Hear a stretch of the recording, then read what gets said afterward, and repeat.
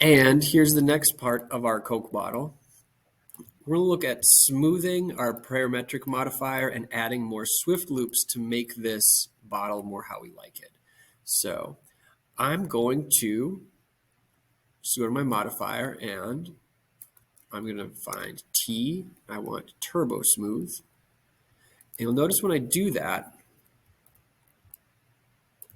I got a lot smoother looking thing. If I can go to iterations here, let's go to 2. It looks a lot smoother. But it's got some weirdness. Like that doesn't look very good. Down here, that doesn't look very good. So we're going to actually click this eyeball, turn that off, come back to our edit poly modifier. And I'm going to work on the edge layer for now. Actually, maybe I'll do this one, polygon for now. I'm going to grab first my top, and I'm going to hold shift, and I'm going to bring that in a little bit, and move it up just a little bit, just to round it a little bit more. And then I'm going to inset it one more time, like that for now. And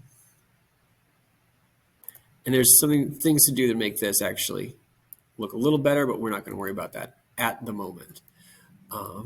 The next thing to remember is edit poly, or the Turbosmooth.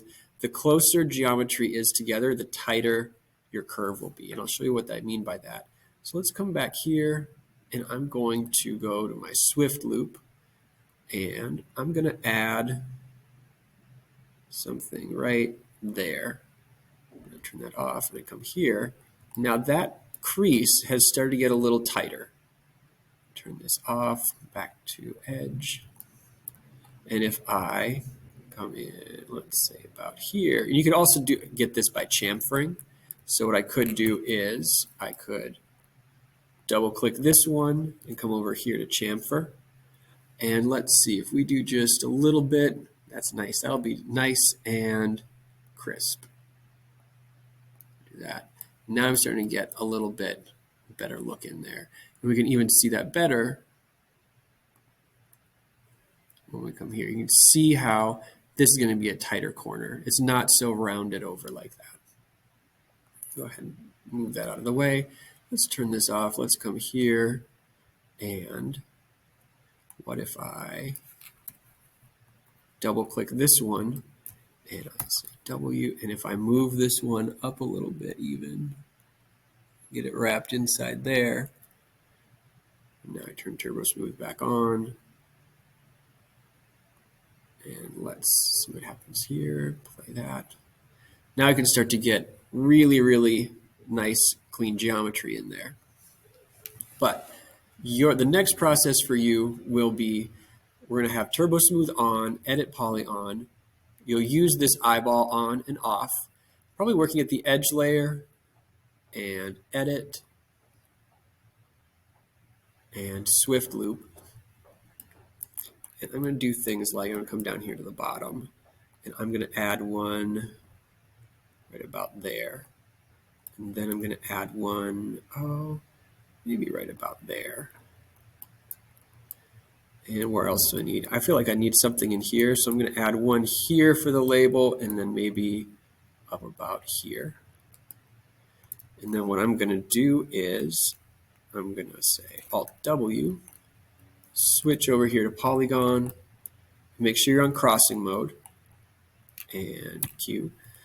And I'm going to select that ring, and then we'll hold Control and do that ring. And now when we do this, let's see if we hold Shift, should be able to make everybody come out a little bit. Bump those a little bit, bump them down. Actually, just on the vertical.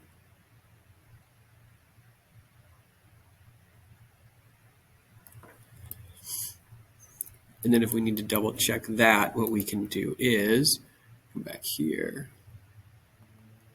grab this one, and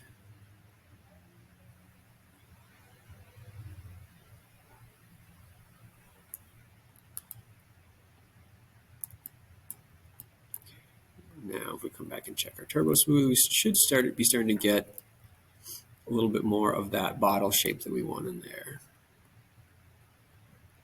So we'll do this again. Come here. How about we chamfer?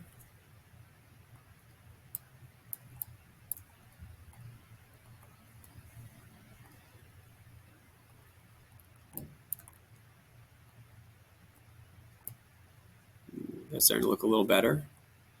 But notice we've got a little bit of a bulge here.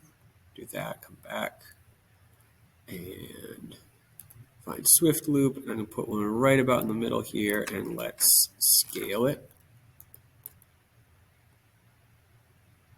Not a lot, but some. That might be a little much.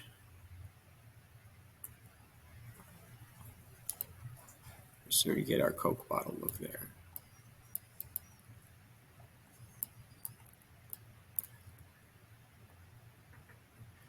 And that's what I want you to use for this next part of the process is another edit poly, Turbosmooth, over here under the edit menu, and Swift Loop. And we're going to add in some extra geometry to get some a little bit tighter curves.